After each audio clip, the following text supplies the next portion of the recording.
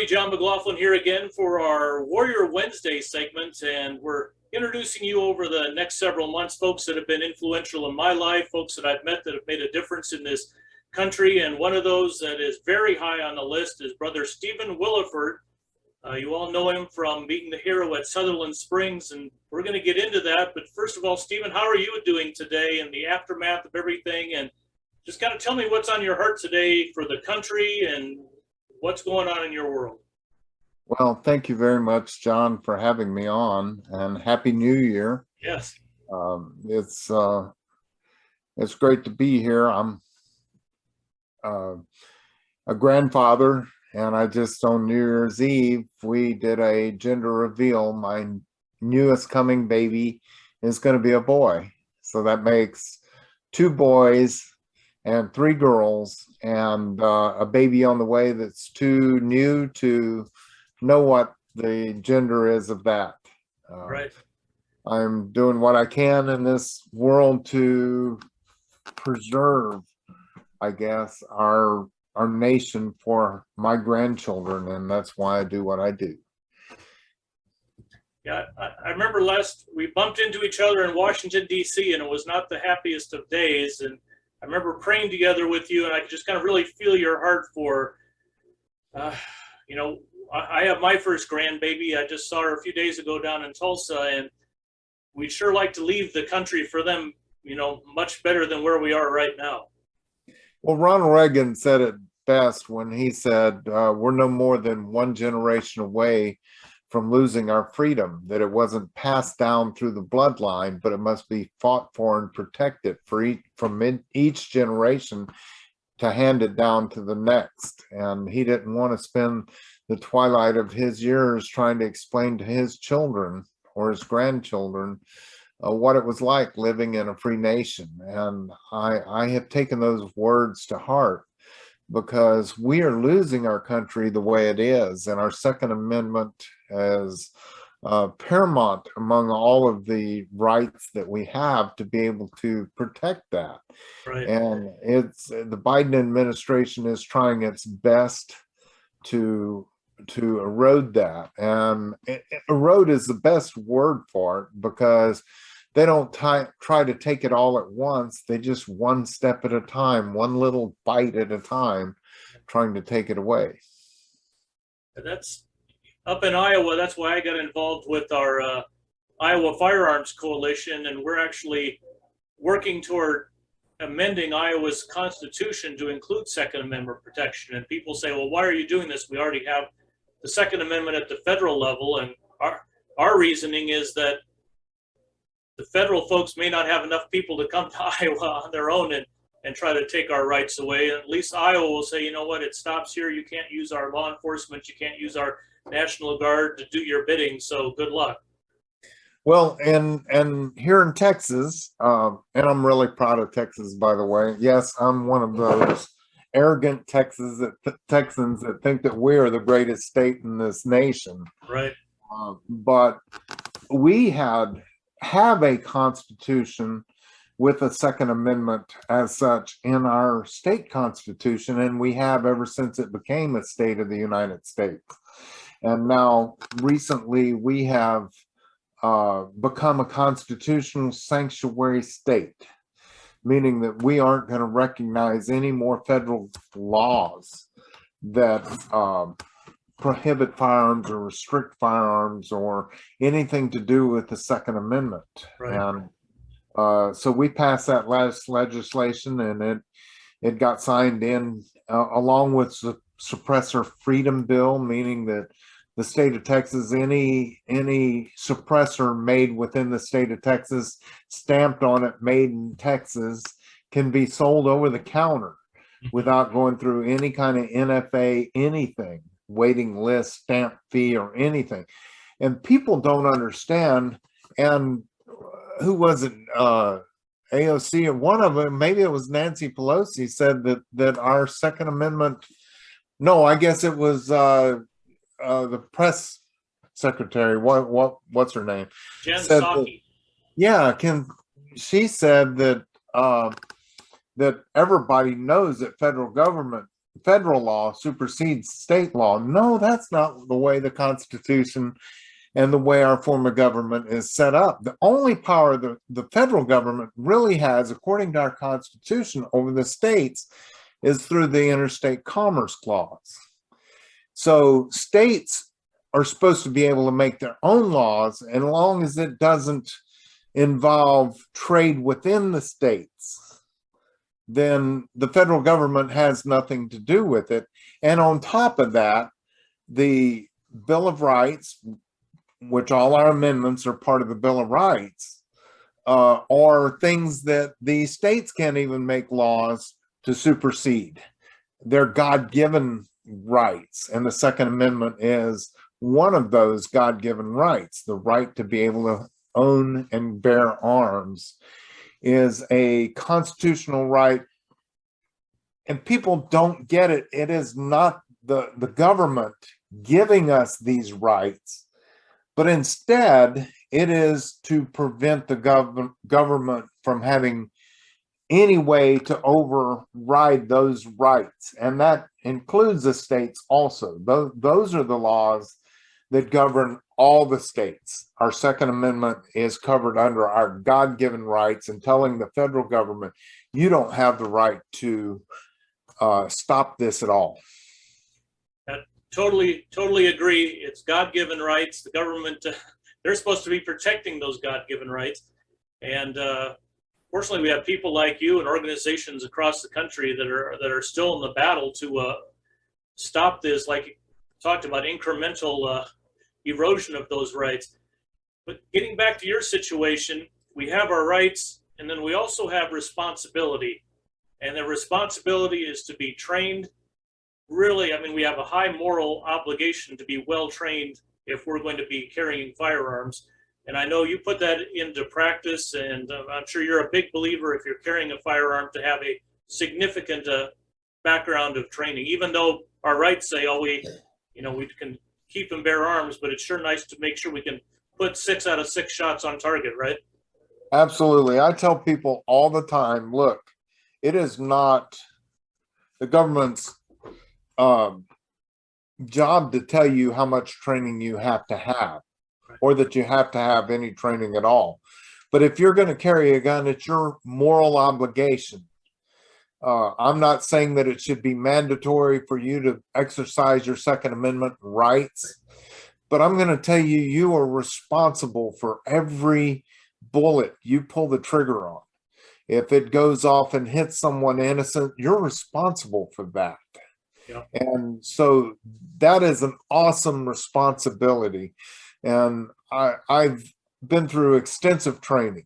I used to be a competitor, shooting competitor. I used to be a pistol coach, and so I ran a youth shooting league, and I teach people how to be proficient, how to be good with their guns. And on that day in Sutherland Springs, he came out with Class 3 body armor, and I was able to hit 6 out of 6 rounds I shot on him, hit him. Now, some of them hit the body armor, and they didn't penetrate or anything, but when he turned to his side and I saw the split in the body armor where it velcroed across the side, and he had a front plate and a rear plate, I was able to put shots between the plates and then his legs. I put one across his forehead. Yep. I was able to account for all 6 shots that I fired. I think it's you who said your name is on every round that goes down range. Absolutely. And as we've heard about the Trader Joe's incident where the guy murdered his mother and was being chased by the police, and he ran into a Trader Joe's, and he's a police officer. He was trying everything, every fiber of his being was to stop the bad guy. And he took a shot, and it missed the bad guy, and it hit a 19-year-old young lady, and she paid with her life. And that shot will follow that officer for the rest of his life. Yeah. His good intentions, no matter how good the intentions were, it took a 19-year-old girl's life. And that's sad. And I'm not trying to I'm not trying to diss the police department because I am a thin blue line. I appreciate our officers, our men and women that are going out there and putting their lives on the line for innocence, that they don't even know the people that they're putting their lives on the line for. But as tragic as that is, he's responsible for that shot that he fired, and he'll live with that. In addition to, I teach firearms, much like you. I also teach folks how to survive in airplanes, and helicopters, and all kinds of emergencies. Nobody rises to the occasion. You don't magically get this skill when you need it. It is all, unconscious competence where you're pulling in that time of need from everything you've done in your past. So for instance, with you, I'm sure in the heat of battle, you didn't think, oh, gee, what should I do? Maybe I should take a side shot because that will defeat the armor. That had to come from somewhere in your background of training, I'm guessing. Well, crazy as it might seem, and I don't believe in coincidences at all. I believe in divine intervention. Absolutely. I believe I was trained for that day by God. And I say that I was trained, I used to shoot on a pistol team. And one of our 5 members of our team, it was a church shooting team. And we called ourselves the sinners. And what sinning is, the term sinning in the Bible came from an archery term, meaning missing the target. Yep. And so we embrace that name because we all sin, fall short. But since that was an archery term, missing the target, it seemed to fit a church shooting team. And on that church shooting team was a former Army Ranger and a San Antonio police officer was part of our team. And we would train in between competitions and shoot together because it was like golfing except for men. Right. And so we would train, and for 3 weeks straight, he trained me what to do if ever confronted with body armor. Why would a plumber need to know what to do if ever confronted with body armor? And I truly believe that God was forming me into a tool for that moment. Training your hands for battle. He said, hit them in the body armor, they will feel it. He said, and then look for your chance, one in the side, one in the hips, and one in the legs. I hit him in the left chest. I hit him in the abdomen. Both of those were stopped by the body armor. But when I hit him there, he realized he was hit. And the reason I know I hit him there were contusions on his body. He was bruised. And then he ran for his vehicle. And as he turned to his side, I saw what people that don't know, Class 3 body armor has a plate in the front and a plate in the back. And this particular incident, it velcroed across his side. And there was no body armor there. And when he turned to his side, I put one high in his side. I put one in his legs. He was able to then get in his vehicle. And note that Joe Biden said that he's going to teach law enforcement to shoot him in the legs. He was able to get into his vehicle and put 2 shots through the side window. Now, I couldn't see his head because the reflection of the sun on the window. Right. But I put one where I perceived it to be. He had on a SWAT-style ballistic bulletproof helmet. That bullet split across his forehead. That's what the coroner's report said. He accelerated, turned the corner, and ran as fast as he could away from me down the street. By the time I got in the middle of the street, it was about 150 yards away. I put one last bullet through the back windshield. It shattered. And the law enforcement said that went through the back windshield. It went through the driver's side seat and hit him just right at the left shoulder blade. I hit him 6 out of 6 rounds. You're using a red dot optic of some kind, right? I was using a Neotech. Okay. And I don't know how many of your audience know what Neotech is. I would say almost everyone. They're widely used by our military, and it's probably the quickest sight into action. There's some other red dots and stuff that are are great. EOTech's got a reputation of being one of the more durable sites, and that's why our law enforcement and our military use them. And I actually learned that from the police officer that was training me. And so when I started competing with rifles, I put an EOTech on my rifle. There you go. And I used to shoot bowling pins and swing targets and stuff while moving. And I tell people, train well enough to where you can shoot and move. Because if you're just standing there in one spot shooting at flat targets, you're one of these behind us. You are practicing marksmanship, and marksmanship is great, but it's not going to help you in the real world. If you're not shooting and moving, you are the target. You just don't know it. So I'm sure you know Officer Greg Stevens from your travel and how he's talked about, the Holy Spirit intervening when he had to take on the ISIS guys with his handgun. Tell me about what I find in visiting with people and training people is faith just plays a tremendous role in the resilience of people, like bouncing back after these horrific encounters, but also the calmness, the ability to think. Is that what you noticed in Sutherland Springs? Absolutely. I tell people, the dumbest question I've ever been asked is, were you scared? I said, no, I wasn't scared at all. I was terrified, but I was dead calm, and I had a peace on me. And when people ask me how I could do such a thing, I say, how could you not? Yep. Every one of us are going to die. That's part of life. We're going to die. We're going to die. Now, that doesn't mean we're going to die in a gunfight, but I'm not afraid of death because death is inevitable. We'll all die. What I am afraid of is meeting my maker, my creator, my God, and him asking me, why didn't you do what I asked you to do when I asked you to do it? Yep. I want to hear, well done, good and faithful servant. And if I die doing what God asked me to do, I will hear that. I have a friend that has basically modeled his entire training school on 2 words: love protects. And that's it. They call me the barefoot defender. And I guess the first person that called me that was my son-in-law. And when I started thinking about it, I'll take that mantle. And the reason is because it gives me the opportunity to let people know how urgent it is to get into the fight.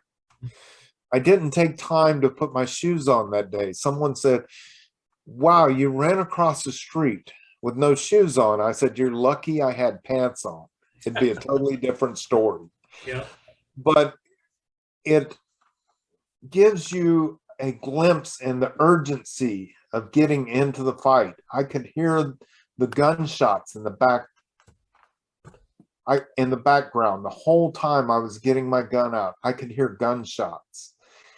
And the sober reality of that is each one of those shots could have been a shot that took one of my neighbor's lives, or wounded one, or whatever. Each shot was meant to harm innocents. And in that moment, you can't even take the time to put your shoes on. You have to get into the fight. So to be called the barefoot defender, I'm honored to be called the barefoot defender. And I would love to train the whole nation to be a nation full of barefoot defenders, to be able to recognize that something is happening and you can make a difference.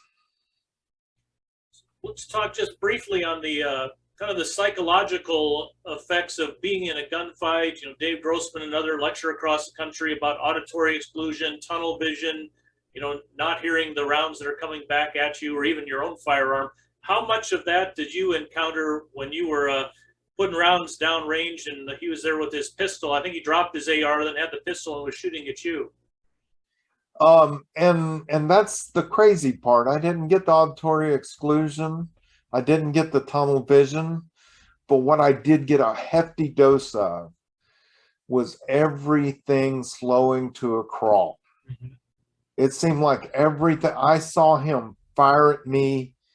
I saw the muzzle flash of the pistol. I saw the brass rolling out. I saw the slide action. Everything was in absolute slow motion. It's very And common to hear that. What's that? That's very common. I mean, some folks actually say they could see the bullet. I mean, the time dilation, just everything comes to almost a stop, like you said. That was kind of explained to me one day, actually in Colorado Springs. I think the guy's name is John. He wrote a book, and it was explained, and he said several things could happen to you. Things could seem like they're running real fast. And if they seem like they're running real fast, that means you're in trouble because your brain can't process everything that's going on. So your brain slows down. He said, if everything seems to be running really slow, he said, that's when your brain is working overtime and your training has kicked in and you're recognizing everything around you and your brain is working so fast. He said, take advantage of that. Yeah, and sure. That's when your training kicks in and you start seeing things and noticing your heightened sense of awareness. I could see the glass when he shot through the window. I could see the hole open up and the glass falling. Oh, wow. And, you know, someone says, well, that's interesting. You're focused on that. No, I wasn't focused on that, but I could see that. I was focused on everything around me that was going on. I could hear the shots. I could see the flash of the muzzle. I could see everything. And I truly believe that that's God working with me and controlling what's going on. Yeah. And I heard God speak to me that day also. And so I truly believe that I had a conversation with God at that moment. And maybe people think I'm crazy. I'm not.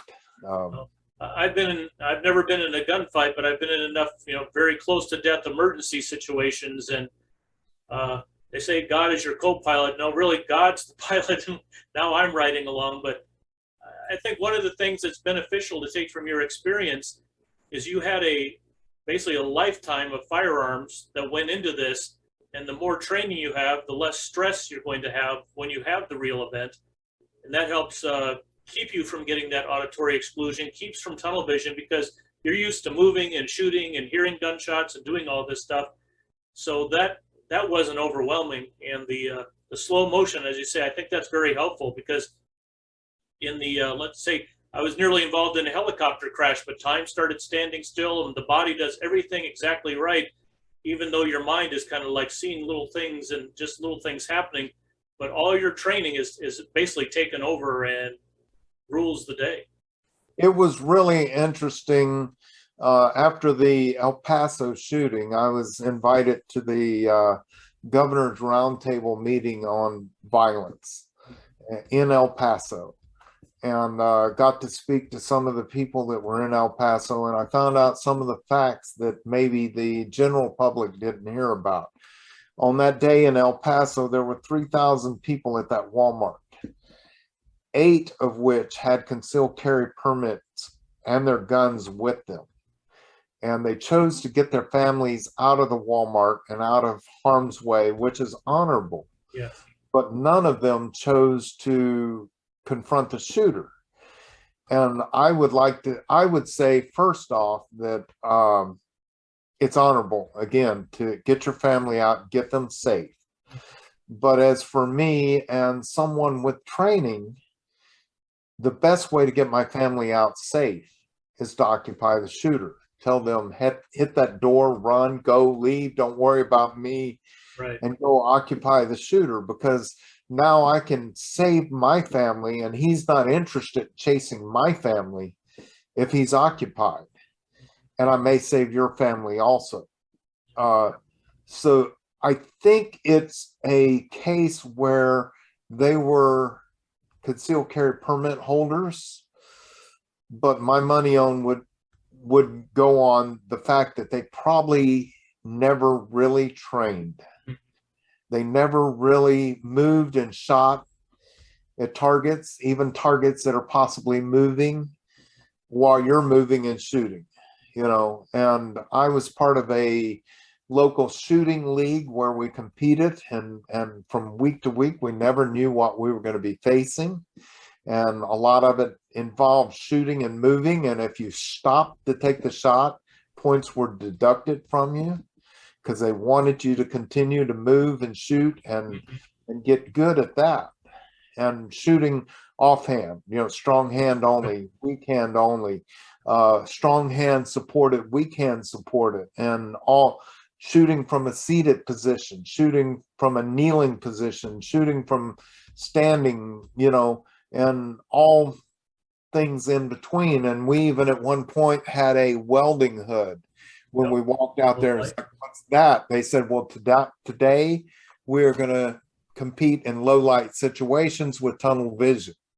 And so they put a welding hood on our head, so we had to physically turn our head to see through that little, and you could bring the pistol up, and with the sunlight you could see your hands holding the pistol, but you couldn't see the sights. So it mimicking low light training and tunnel vision, so you had to look around and stuff, and that was just weekly things that we did, shooting and moving and things like that, all ahead of time, and training. And it was, like I say, a lot of people go to a golf course. Colonel Grossman, which you mentioned earlier, one of his quotes is a golf course is a willful misuse of a perfectly good rifle range. And what he means by that is any hobby that you have should have a practical purpose. And there's no practical purpose for golfing. Yep. Yeah, and even if you do golf and you carry a gun, you better spend more time training with your firearm than out on the golf course. At least have a balance there rather than all one-sided. Absolutely. Something else, you talked about shooting and moving. We've got a gal here in Iowa that teaches the armed parent classes. And if you have like talking about your grandbabies, you may have to have a kid in your arm and shoot, left hand, right hand, just depending on what hand you pick up the child and get it away from the harm. So that's not something you do in the instant. That has to come from a background of training. Well, and see, it's funny you brought that up too, because one week we walked out onto the range and they had a plastic baby doll there. Oh, nice. And a package of diapers. And when the whistle blew, you were supposed to pick up that baby doll, grab a diaper, put a diaper on it, pick it up with your offhand, right, and shield it from the targets and engage targets and move from right to left. You get to the end of it, you're supposed to be able to rechamber your gun, switch it to your left hand, pull the baby doll over, and now move from left to right, engaging targets too, and all the while shielding the plastic baby doll. And it was silliness and it was fun, but it taught skills exactly like you're talking about, is shielding a baby away from what's happening. And there's it's not a lot of realism to that, because a baby, if you start shooting, is going to be struggling and whatever, right, but it's as good as it gets, right, without being in an actual, and what it does is it gets your head thinking about things and developing that mindset. Yeah. Stress inoculation. I mean, the more you practice these things, the less cognitive overload you're going to have if you really have to put them into use. And that's going back to the El Paso shooting, because for years and years I've always said, when you hear about an incident, put yourself in that incident. What would you do? Start thinking it through. What would you do in that incident? Mm-hmm. And after the El Paso, and that was after Sutherland Springs, and right, my apprentice recognized that I was serious about it, and we were talking about El Paso, and he said, okay, let's play a game, because you said you work your mind around it. Let's say that you were in El Paso and somebody came in shooting and you didn't have your gun on you. What would you do? And I said, wait, I don't understand the question. Right. And he said, well, let's say you didn't have your gun. I said, I still don't understand the question. He's, I see what you're doing. He says, but just work with me for a minute. I said, okay, I forgot my pants at my house. Right. My gun's in my pants. I'm in El Paso without my pants on, but okay, I've got lots of problems, but let's play your game for a minute. Somebody comes in shooting, I don't have my gun. And at the time, Walmart's had a sporting good department. I said, I'm going to run past you and I'm going to say, follow me. I'm going to go to the sporting goods. I'm going to take something and I'm going to bash out the window and I'm going to pull out a Mossberg shotgun, pull out my pocket knife, pop the trigger lock off of it. And you can pop those cheap trigger locks off of a gun. Then I'm going to take the buttstock of it. I'm going to pound out the glass. I'm going to grab a box of shotgun shells, and you're going to do the same thing. I said, and then we're going to go back and I'm going to tell you, wait 2 seconds after you hear me shoot. And then you go around that side of the aisle. I'm going to go around this side of the aisle. You wait till you hear me shoot.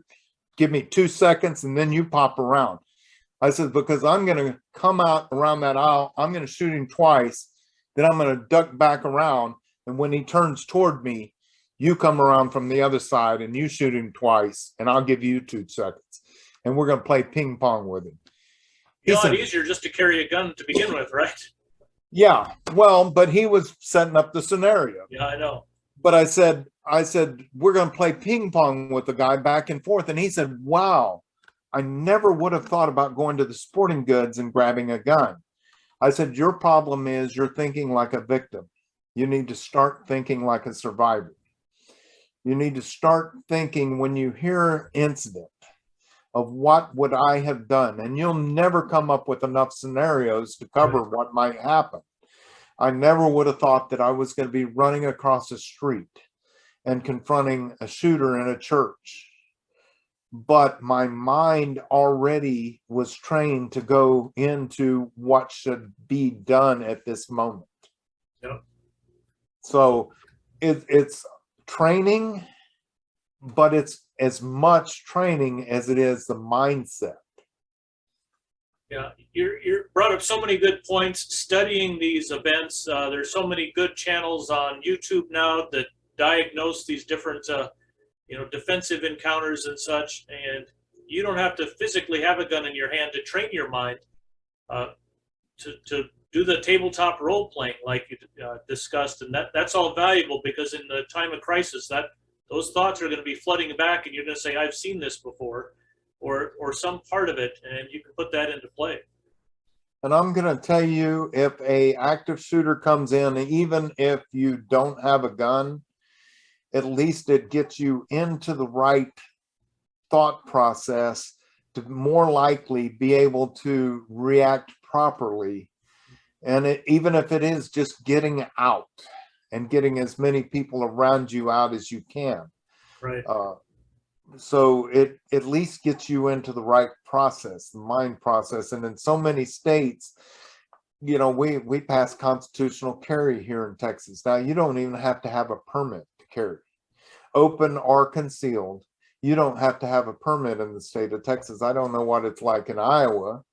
We're the same. We have constitutional carry. We're voting on the Second Amendment for the Iowa Constitution. And our counties now, as of today, we have 32 counties that have passed Second Amendment sanctuary. So trying to flood the zone and let the governor know, hey, it'd be easier just to do this statewide than county by county. But the sheriff and the people of these counties are saying, hey, we want to be on board with Second Amendment sanctuary.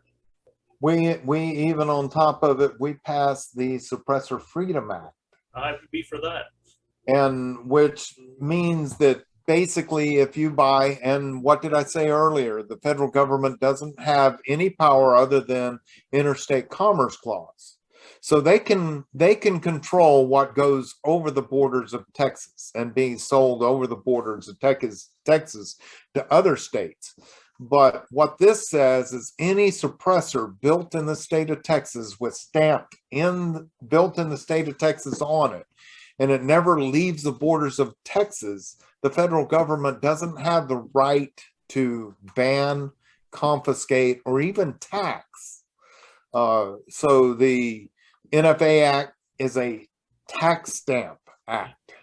So the suppressors, if they're built in the state of Texas and sold in the state of Texas, doesn't fall under the federal government tax stamp act and is legal within the state of Texas. And none of our law enforcement agencies, whether it's county, state, or local or whatever, will be able to enforce that. Now, we can't control the FBI and the ATF, but what we can do is not give them any help. And actually, the Suppressor Freedom Act makes it, as of now, a misdemeanor for them to arrest a citizen for doing what the state of Texas considers to be legal. And we're looking at what we can do to strengthen that, to make it a felony for any federal agency that chooses to ignore state law. Wow. So they would be, if an arresting officer from the ATF comes to your door and arrests you as a Texas citizen, then they face felony charges also for the fact that they broke Texas law. Wow. Getting into church security a little bit, that's something I'm deeply involved with, and training and equipping everything from, not just firearms, but trauma, medical, AEDs, the whole thing.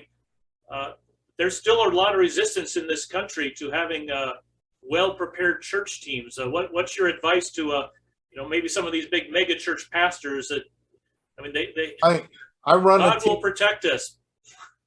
I run a team. Well, that's beautiful. God will protect us. So it's like the story about the flooding. And the guy's praying to God, the flooding's coming and stuff. And a guy comes to his front door. He's sitting out on the front porch, and guy comes in a 4-wheel drive. Yep. It says, the flood's coming. You need to get in the truck and let's go. And he says, no, God's going to protect me. And the flood gets up to his porch. And a guy comes by in a boat and says, get in the boat, hurry, the flood's coming. He says, no, I'm praying and God's going to protect me. He finally ends up on the roof and a helicopter comes by. And they drop down the cage for him to get in. And he says, no, I'm going to wait. God's going to protect me. And his house eventually gets washed away and he dies and he gets to heaven. And he says, God, I thought you were going to protect me. He said, I sent you a truck. I sent you a boat. I even sent you a helicopter, but you chose not to take it. Right. And when people say that, maybe the good guy with a gun is exactly who God wants to send. Yep. Send me, Lord. Yep. I do a barefoot defenders class. And I am the barefoot defender. And we train barefoot defenders. And when we do, I tell people, first off, that Jesus said that he would leave the 99 and look for the one sheep. Right. Go out. Well, when Jesus is gone, looking for that one sheep, he expects you as being safety response team to watch out for his 99 while he's gone. Because when he gets back, he wants to know that his 99 are there. You as a sheepdog are no better than the other 99 that you are protecting the sheep. You're no worse nor any better. But Jesus put you there to watch over his flock and to protect. And, I tell people all the time that boredom is a blessing. As a safety response member, boredom is a blessing. Yep. But complacency is unacceptable. And you That's may go absolutely true. Sunday after Sunday after Sunday and never really get any kind of reason and think, why am I even here? But you may not know it, but grandma walked past you to go in and worship, and she sat out on the third row. And she knows that your church is safe because you are there watching. Yep. And she can worship without fear of what happened in Sutherland Springs because you're there. She may never say that it matters to her that you're there. You may never get that. You may never know who you're affecting in the church by caring. Right.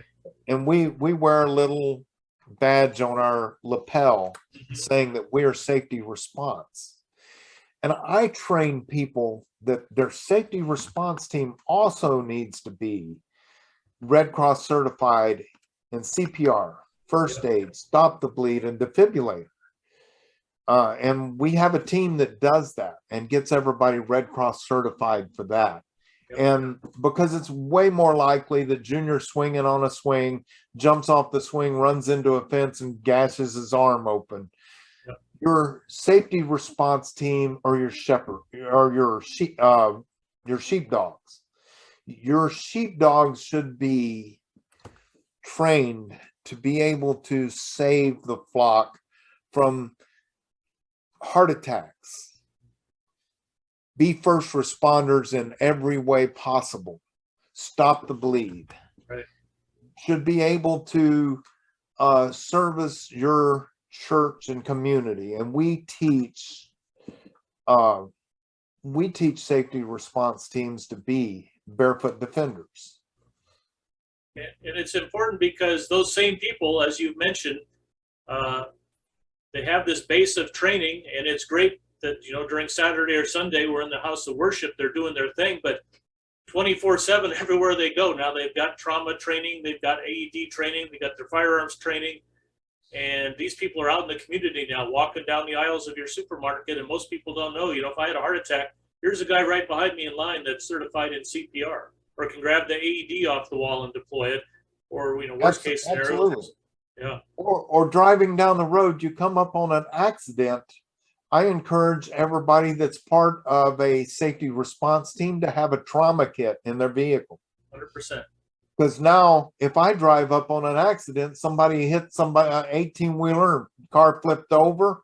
Now I can administer stop the bleed and CPR and everything, and be the first responder.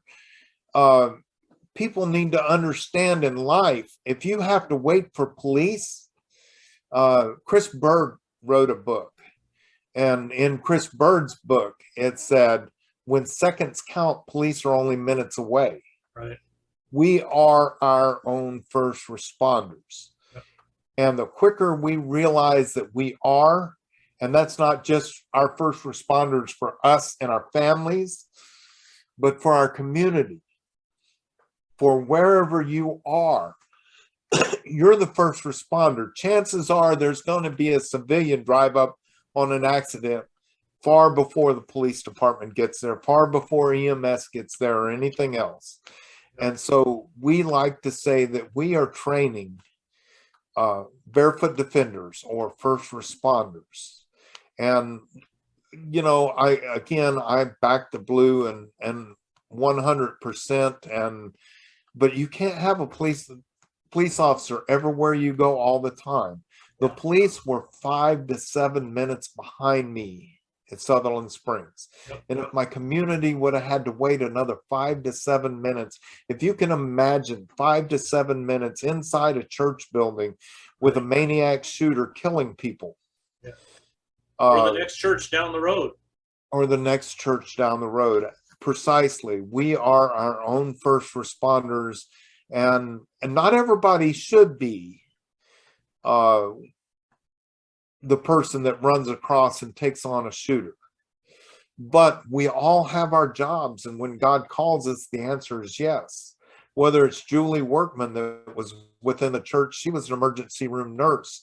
She got shot through the breast and through the leg. And after the shooter had left, Julie Workman got up, bleeding from her own wounds, and started tying tourniquets and saving lives within the church. Whatever God asks you to do, the answer is always yes. And you do whatever you can. And Julie Workman, my book, is an absolute hero. She saved so many lives, tying tourniquets, doing the things that she was trained to do. It's just another good. I am so big on trauma. I actually carry a kit around my ankle every single day that has a tourniquet, that has hemostatic gauze, that has trauma shears. People say, why do you carry that every single day? And it's because I may need to put a tourniquet on somebody and I don't even have time to get the trauma kit out of the car. It might be, you know, such a thing like that. So Absolutely. Or even you may have to put a tourniquet on yourself. on yourself, that's, yeah, exactly. On yourself to stay in the fight. You may Right. have been in the fight. You may have won the fight. But if you can't stop your own bleeding, then you may end up a fatality in the fight. You know, so you just never know. And what people also need to know is when the police get there, Right. that's another thing. They made a big deal about the police in El Paso were there within 4 minutes, which is an amazing response time. But when the police got there, they had their rifles and stuff, and they were heading in, and people were yelling out, "I've got wounded over here, come help me." Right. And they were angry at the police because the police didn't go help the wounded. Yep. The police aren't there to bandage your boo-boo. Exactly. The police are there to stop the killing first. And once the shooter has been found, then maybe they can help with the trauma. So in that interim time, while the police are looking for whoever is putting holes in people, they cannot stop the bandage your boo-boos. That's not their job. So you should be the one trained to be able to take care of everybody around you while that is going on. Right. Police can't sling that rifle on his back and start helping tie tourniquets, or he'll get shot and you'll get shot again. Right. Yeah. People, a major bleed, we're talking like 2 minutes and it's lights out. Absolutely.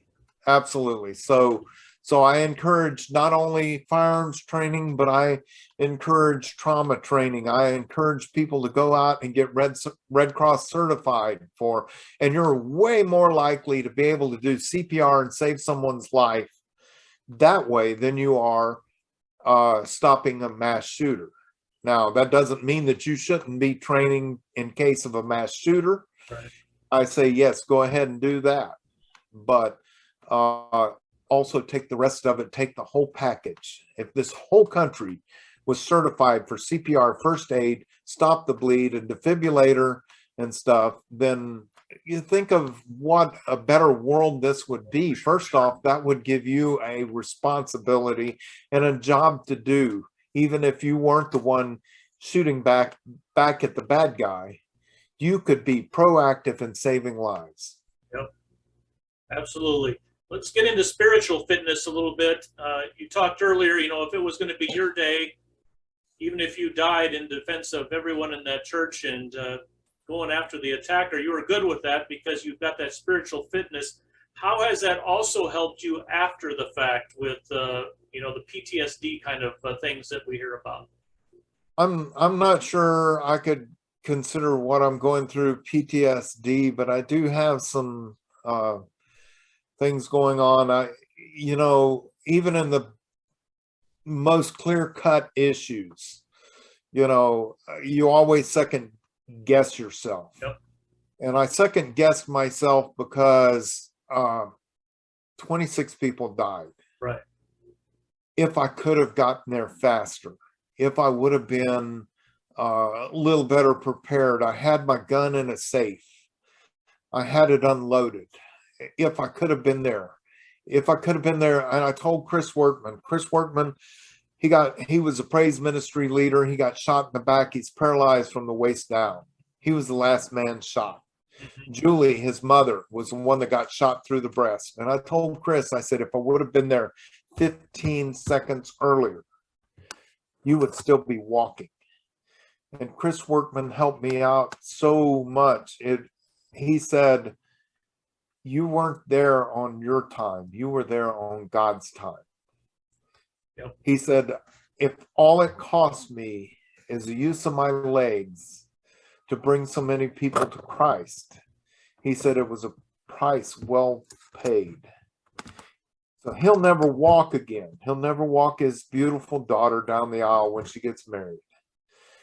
But he wanted me to know that I was there in God's time and he had a story still. And because of his disability, he can reach people that he couldn't reach before. Spiritual fitness, again, I've come to terms with my part in it. And I know that God orchestrated my being there. Normally, there were 4 people in that church that normally carried a gun. 2 of them were late that day. The pastor himself would have normally been preaching. He was in Oklahoma City, Oklahoma. He was taking a black powder course to teach primitive shooting.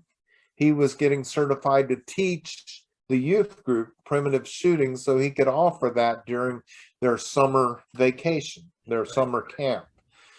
He was not there. And the one remaining guy that normally carried had sent his gun with his wife because she went on a trip and he didn't want her to be without a gun. And so all 4 of those people that normally carried weren't carrying that day. It was like Satan said, today is the day, the perfect time to attack. And God said, but you forgot about my servant Stephen. Because I wasn't a member of that church that day. I went to church 35 miles away, but I was starting an on-call at the hospital where I worked, where I knew I was going to have to carry a pager 24/7 for the next week, and I was going to get 20 to 30 extra hours a week for that week. And so I stayed home from church to rest that day. There's no coincidences in this world. Nope. And if you look back and see God's hand in whatever's going on, the very hospital that I worked for that day was having a active shooter drill at the hospital, where they had all the doctors and nurses on hand for the drill. And they were all complaining, why are you doing this on a Sunday? It could be any other day of the week. We could be at church with our families. Why are you doing it on a Sunday? And then the actual call came out. And since they were all hands on deck, they were able to get all 20 ORs up and running before the first victim of the shooting showed up at the hospital. Oh, that's amazing. So you're talking about spiritual fitness, because when I look back and I see God's hand, and if you don't see God's hand in all of this, you're willfully blind. Johnny was parked at the stop sign. Yeah. I was able to flag Johnny down.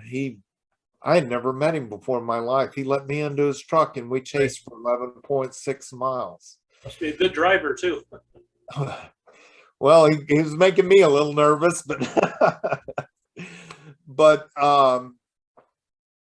the first officer that showed up on the scene was Hank Farnett.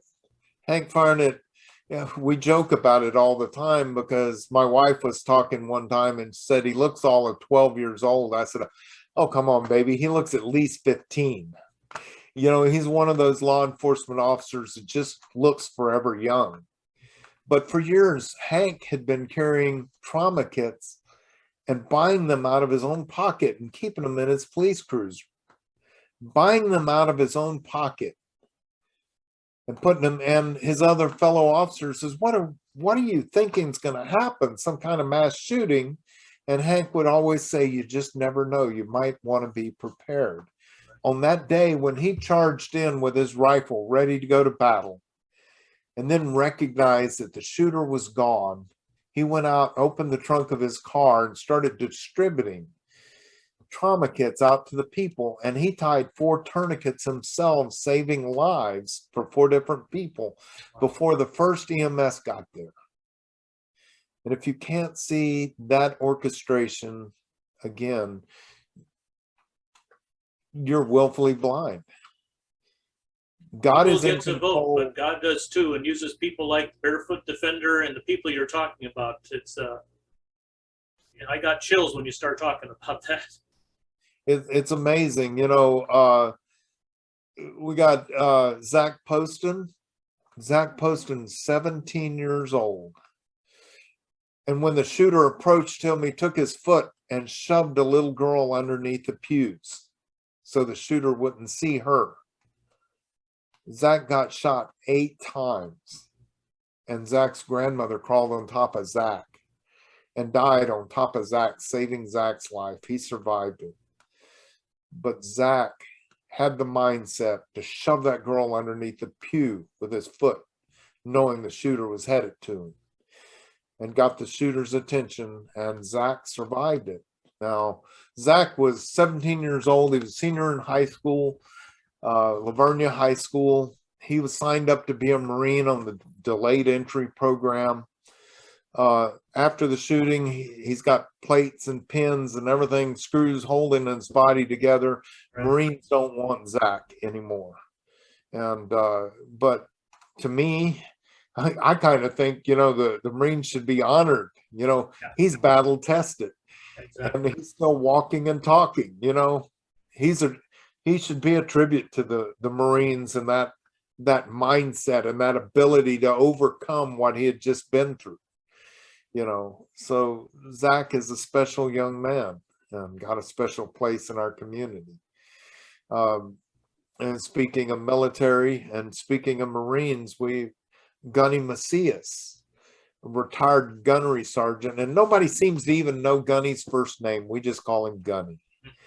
And Gunny Macias, when the shooter left, the first thing he did is yelled out real loud, "Hallelujah, hallelujah, praise God. Even in this, praise God." And was the one that yelled at Julie Workman, said, "Julie, none of this took God by surprise. You were made for this moment. We need you." And got Julie in the right mindset to start tying tourniquets and saving lives in the church. Gunny Macias was shot 5 times in the abdomen and couldn't even stand.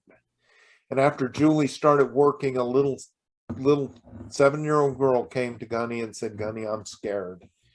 And Gunny started singing "Jesus Loves Me" with a little girl. And Gunny is a permanent fixture at our church. He goes to church. He walks with a cane sometimes. But he survived being shot 5 times in the abdomen and was able to, even though he couldn't stand, to bark orders, that Marine voice, and give everybody in the church hope and tell them what to do to save their own lives. Amazing stuff. Through all this, we've talked about the need for training. We've talked about medical, spiritual fitness, and getting on that spiritual fitness. Let's just end on, of everything we've talked about, the one most important thing that all of our viewers and listeners need to be aware of, and that's if something like this happened to them and they didn't make it through, where they're going to wake up. So I'll let you close on that. Well, again, something like this happens to you, when people say, "How could you do what you did?" My answer is with a question: how could you not? Because someday we will all take that journey and we will meet our God. And again, we want to hear, "Well done, good and faithful servant."